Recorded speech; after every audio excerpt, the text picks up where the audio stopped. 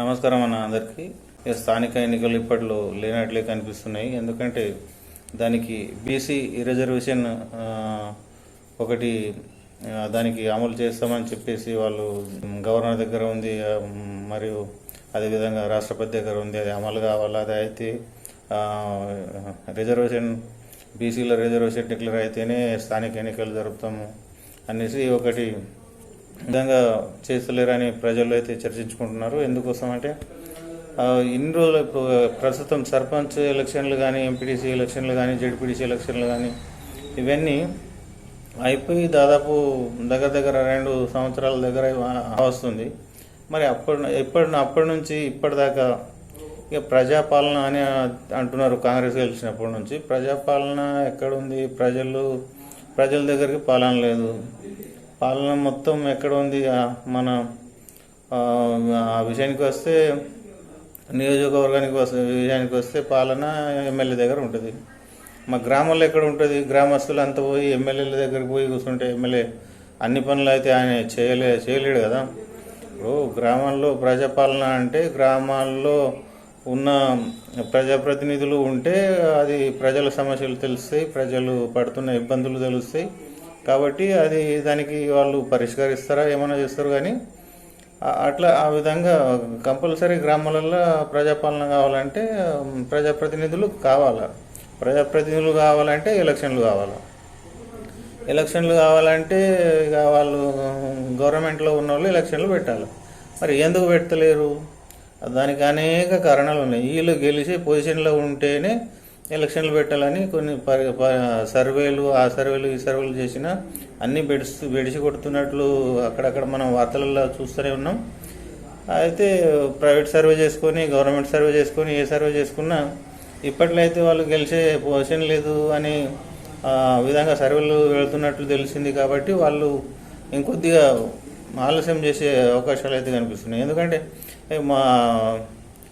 మనకు అందరికీ తెలిసిన విషయం అనేది 2025 సెప్టెంబరు 30 వరకు స్థానిక ఎన్నికలు పూర్తి చేయాలని హైకోర్టు కంపల్సరీ చేసేయాలి స్థానిక ఎన్నికలు అనేసి ఒకటి ఉంది కదా. మరి అప్పటిదాకా చేస్తారని ప్రజలు నమ్మకంతోనే సరే అని ఎవరికేం అనకుండా అధికారులకు కూడా ఇప్పుడు ఆ ఎన్నికలు వస్తాయని ఇప్పుడు గ్రామాలలో ప్రజాప్రతినిధులు లేకపోయినా ఆ గ్రామ కార్యదర్శులు ఉంటారు. పాపం వాళ్ళు ఎంతనని పని చేసుకుంటారు.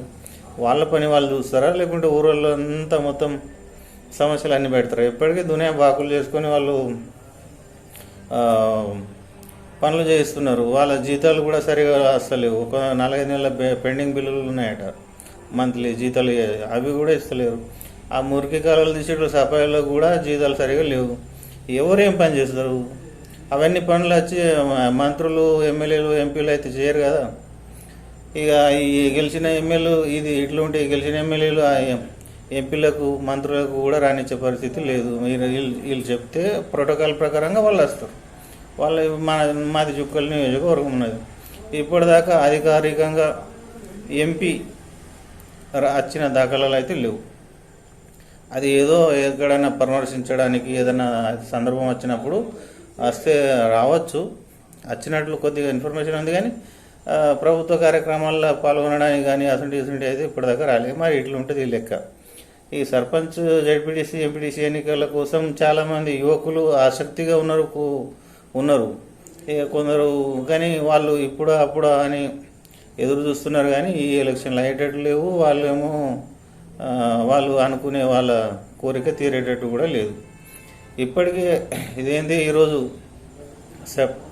2025 సెప్టెంబర్ 11, ఈరోజు గురువారం. యాక్చువల్లీ 10వ తారీఖు దాకా జిల్లా యంత్రాంగం మొత్తం కలిపి ఓటర్ జాబితా ప్రదర్శించేసారు. టోటల్ ఫైనలైజ్ అయిపోయింది. ఇప్పుడు జిల్లాల మన కామారెడ్డి జిల్లాలో 25 జెడ్పీటీసీలు, 233 ఎంపీటీసీలు, పోలింగ్ కేంద్రాలు 12,590,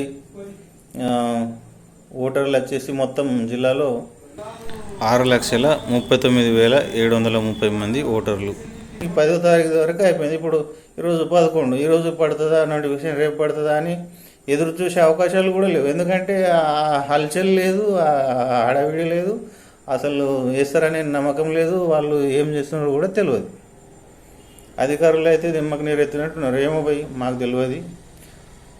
జిల్లా కేంద్రం నుంచి వాళ్ళు అంటే పై అధికారులు ఏదైనా ఉంటే వాళ్ళు పంపిస్తే మేము చెప్తాం అన్నట్టు మాట్లాడుతున్నారు. అది కరెక్టే కదా. మరి ఈ విధంగా ఉంది. బీసీ డిక్లరేషన్ సభ పెట్టి అక్కడ బీసీలకు 42% ఇస్తామనేసి అక్కడ ఒక సభ పెట్టి అక్కడ చెప్పిండ్రు. చెప్పినట్టు గవర్నమెంట్ వచ్చేసింది, కాంగ్రెస్ గవర్నమెంట్ తెలంగాణలో. మరి అదే విషయం మీద ఇదే నెల ఈరోజు 11, ఇంకొక 2 రోజులు తర్వాత 15వ తారీఖున సెప్టెంబర్ 15న కామారెడ్డిలో అదే బీసీ రిజర్వేషన్లకు సంబంధించిన సభ పెట్టి ఇక అక్కడ ఏమేమి చెప్తాడో రాహుల్ గాంధీ వస్తున్నాడట. రాహుల్ గాంధీతో పాడుస్తున్నాడంటే ఇక మొత్తం యంత్రాంగమే ఉంటుంది కదా, కాంగ్రెస్ యంత్రాంగం వాళ్ళందరే ఉంటారు. మరి అక్కడ బీసీల గురించి ఏం చెప్తారు ఏం లేదనేది ఆ రోజు చూద్దాం. కానీ ఈ నాకైతే అనిపిస్తుంది ఈ బీసీ రిజర్వేషన్లు తేలిన తర్వాత పెడుతున్నామంటారు కదా, మరి ఇది ఎప్పుడు తేలుతుంది? అసలు చెప్తలేరు ఎందుకు? మరి ఇప్పుడు తేలుతుంది, ఇది అవుతుంది, మరి ఇది అయితే కాదు, ఇది లేకున్నా మరి మనం పెడతామా? మరి 42% అని అన్నాము. 42% లోకల్లోనే పెడతారు. 42% మీ ఎమ్మెల్యేలకు పెట్టుండి 42%, ఎంపీలకు పెట్టుండి 42% పెట్టరు కదా. అవి వేరు ఇవి వేరు, అవి ఎన్నికలు ఇవి ఎన్నికలే కదా, ఇవి ఓట్లే అవి ఓట్లే. 42% వీళ్ళకి పెడతారట, అవేమో వాళ్ళు ఉంచుకుంటారట. ఉంచుకోండి మీరు, రెడ్డిలు, రావులు, ఆ పటేళ్ళు, దేశ్ముఖులు ఇంకేమేమో ఉంటారు కదా, వాళ్ళంతా కలిసి అవి పెట్టుకోండి రిజర్వేషన్లు. ఈ రిజర్వేషన్లు మాత్రం బీసీలకు ఇవ్వండి బిస్కెట్లు వేసినట్టు. గ్రామాలలో ఎక్కడ పడితే అక్కడ ఒక మురికి కాలువ సరిగా ఉండదు, ఒక డ్రైనేజ్ లేదు, ఒక కరెంటు వ్యవస్థ అడుగుదామంటే తాగునీరు వ్యవస్థ. సర్పంచ్ ఎలక్షన్లు పెట్టరని నేను అనుకుంటున్నా. నేను కాదు, జనాలు కూడా ఇదే అనుకుంటారు.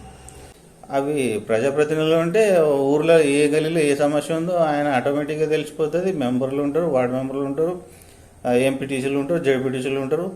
అది ఒక అంచెలుగా ఉన్న విధానం. అది నేరుగా తెలుస్తుంది. ఇది ఏం తెలియదు, చెప్తే తెలుస్తుంది వాళ్ళకు.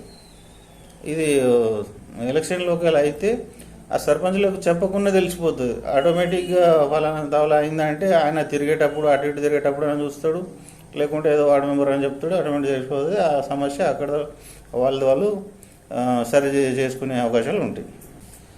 ఎన్నికలు కాంగ్రెస్ పార్టీ గెలుస్తుంది అని అనుకుంటేనే పెట్టాలనే ఆలోచనలో ఉన్నట్లు అయితే కనిపిస్తుంది. మరి గెలిచే హోప్ ఎప్పుడు వస్తుందో మనకు తెలియదు.